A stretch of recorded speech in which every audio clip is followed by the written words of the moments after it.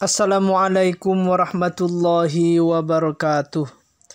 Bismillahirrahmanirrahim. Alhamdulillahi rabbil alamin wa bihi nasta'inu ala umurid dunya waddin. Wassalatu wassalamu ala ashrafil anbiya'i wal mursalin sayyidina Muhammadin wa ala alihi wa sahbihi ajmain, amma ba'du. Anak-anakku semuanya, setelah beberapa minggu kita tidak belajar bersama, hari ini kita akan mulai belajar bersama kembali. Mudah-mudahan kalian di rumah beserta keluarga selalu diberi kesehatan oleh Allah Subhanahu wa Ta'ala. Baik anak-anakku semuanya, sebelum pelajaran fikih hari ini kita mulai, mari kita awali dengan pembacaan suratul Fatihah dengan harapan mudah-mudahan apa yang akan kita pelajari nanti menjadi ilmu yang barokah dan bermanfaat dan menjadi perantara kalian menjadi orang-orang yang sukses baik di dunia maupun di akhirat nanti. Ala hadhihi niyah bi barakatil Fatihah. A'udzu billahi minasyaitonir rajim. Bismillahirrahmanirrahim. Alhamdulillahirabbil alamin arrahmanir rahim maliki yaumiddin. Iyyaka na'budu wa iyyaka nasta'in. Ihdinas siratal mustaqim. Siratal ladzina an'amta 'alaihim ghairil maghdubi 'alaihim waladdallin. Amin. Pada hari ini kita akan belajar fikih tentang bab luqathah. Bab luqathah ini adalah merupakan bab terakhir dari pelajaran fikih kelas 6. Luqathah secara bahasa adalah barang temuan. Jadi barang apapun yang kita temukan dimanapun tempatnya itu disebut dengan luqathah. Sedangkan menurut istilah, luqathah itu adalah benda yang ditemukan dan tidak diketahui siapa pemiliknya. Jadi luqathah itu adalah benda yang ditemukan dan pemiliknya tidak kita ketahui. Jika barang temuan itu berupa binatang maka disebut dengan dhallah. Sedangkan apabila barang temuan itu berupa anak kecil maka disebut dengan laqit. Luqathah ada 4 macam. Jadi barang temuan itu diklasifikasikan menjadi 4 macam. Yang pertama adalah barang yang pasti utuh, awet dan utuh, misalnya emas dan perak. Yang kedua, barang yang tidak bisa bertahan lama, seperti makanan-makanan basah. Dalam hal ini, penemu boleh memilih antara mengkonsumsi sekaligus menggantinya atau menjual dan menyimpan hasilnya untuk diberikan atau dikembalikan kepada pemiliknya. Yang ketiga adalah barang yang akan utuh dengan dirawat. Jadi barang itu akan utuh apabila dirawat. Jadi barang itu masih butuh perawatan. Misalnya anggur atau kurma.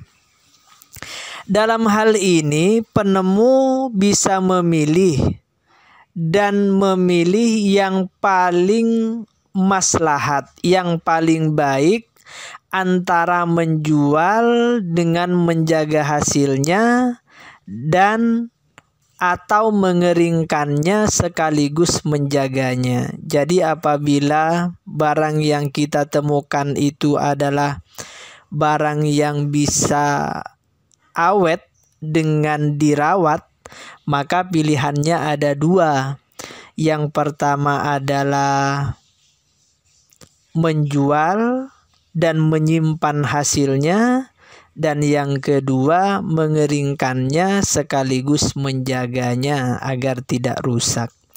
Dan yang keempat adalah barang yang butuh dinafkahi, seperti hewan. Jadi hewan itu butuh nafkah, butuh dirawat.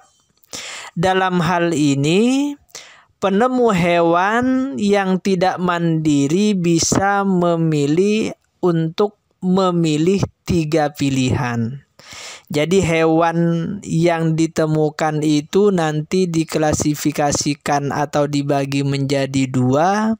Ada hewan yang mandiri, ada hewan yang tidak mandiri. Apabila yang kita temukan itu adalah hewan yang tidak mandiri, maka opsinya ada 3. Pilihannya ada 3. Yang pertama, menjual dan menyerahkan hasil penjualannya kepada pemiliknya. Dan yang kedua, meninggal hewan itu tanpa memberi makan, jadi dibiarkan saja. Dan yang ketiga adalah memberi makan hewan itu tapi tidak diambil. Sedangkan hewan yang mandiri, misalnya unta. Unta itu adalah termasuk bagian hewan yang mandiri. Apabila hewan yang mandiri itu ditemukan di tanah lapang, maka harus ditinggalkan. Akan tetapi apabila ditemukan di rumah, maka berlaku pilihan 3 tadi. Menjual, membiarkan, atau hanya sekedar memberi makan. Sedangkan hukum mengambil barang temuan itu ada 4. Sebenarnya hukum awalnya adalah sunnah berdasarkan firman Allah, ta'awanu 'alal birri wat taqwa wa la ta'awanu 'alal itsmi wal 'udwan. Saling tolong menolonglah kalian dalam hal kebaikan.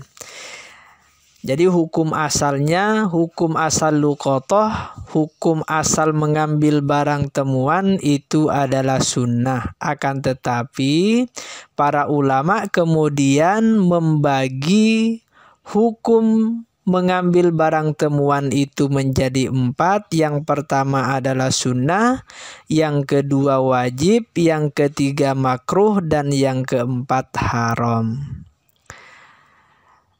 Mengambil barang temuan menjadi sunnah apabila multaqit atau orang yang menemukan yakin akan mampu memelihara barang temuan itu, atau multaqat. Orang yang menemukan barang itu disebut dengan multaqit. Barang yang ditemukan itu disebut dengan multaqat.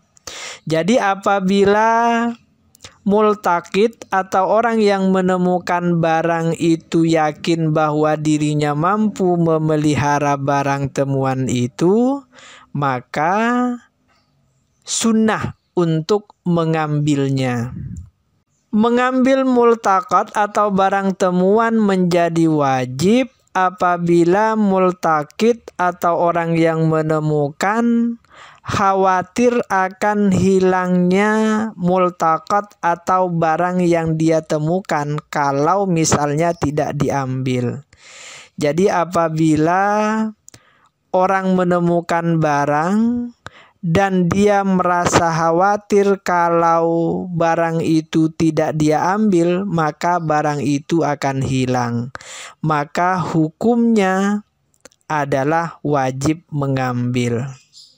Sedangkan menjadi makruh apabila multaqit khawatir dirinya akan berkhianat dan tidak bisa menjaga multaqat. Jadi apabila orang yang menemukan barang itu khawatir bahwa dirinya akan berkhianat, tidak bisa menjaga barang temuan itu, maka hukum mengambil barang temuan itu adalah makruh. Dan multaqat atau mengambil barang temuan itu menjadi haram apabila multaqit, orang yang menemukan barang itu yakin dan mengetahui bahwa dirinya tidak akan amanah, tidak akan bisa menjaga barang temuan itu. Maka kalau itu yang terjadi, hukum mengambilnya adalah haram. Sedangkan kewajiban bagi multaqit, bagi orang yang menemukan barang, yang pertama adalah wajib menyimpan dan merawat multaqat. Jadi kalau kita menemukan barang dimanapun itu, maka kita wajib menyimpan dan merawat barang temuan itu. Yang kedua adalah wajib memberitahukan dan mengumumkan kepada khalayak ramai tentang barang temuan tersebut. Jadi yang kedua kewajiban bagi orang yang menemukan barang itu adalah memberitahukan dan mengumumkan kepada semua orang tentang barang temuan tersebut dalam kurun waktu 1 tahun. Jadi mengumumkan itu selama 1 tahun. Akan tetapi jika multaqat atau barang temuan itu adalah barang yang tidak bisa tahan lama dan harganya murah, misalnya makanan basah, maka multaqit atau orang yang mengumumkan itu mengumumkannya hanya 3 hari. Kalau dalam waktu 3 hari pemiliknya tidak datang, maka multaqit atau orang yang menemukan barang itu boleh memanfaatkan atau memakan barang temuannya dengan syarat siap mengganti apabila pemiliknya datang meminta atau minta ganti. Keutamaan merawat multaqat itu ada 5. Yang pertama adalah melatih kejujuran, yang kedua menjalankan anjuran Rasulullah, yang ketiga mendapatkan pahala, yang keempat menjalankan ketentuan yang ditetapkan oleh Allah, dan yang terakhir memupuk persaudaraan sesama umat manusia. Demikian pembelajaran fikih pada hari ini. Mari kita akhiri dengan pembacaan suratul Fatihah dengan harapan mudah-mudahan kita semua beserta keluarga-keluarga kita dan orang-orang terdekat kita selalu dijaga, diberi kesehatan dan diselamatkan dari virus corona serta dilancarkan rizkinya oleh Allah Subhanahu wa ta'ala. Al-Fatihah. A'udzu billahi minasyaitonir rajim. Bismillahirrahmanirrahim. Alhamdulillahirabbil alamin arrahmanir rahim maliki yaumiddin. Iyyaka na'budu wa iyyaka nasta'in. Ihdinas siratal mustaqim. Siratal ladzina an'amta 'alaihim ghairil maghdubi 'alaihim waladdallin. Amin.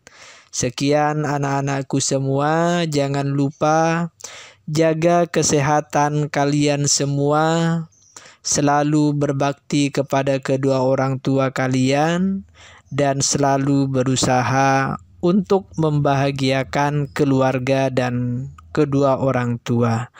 Sekian, wallahul muwaffiq ila aqwamit thoriq. Wassalamualaikum warahmatullahi wabarakatuh.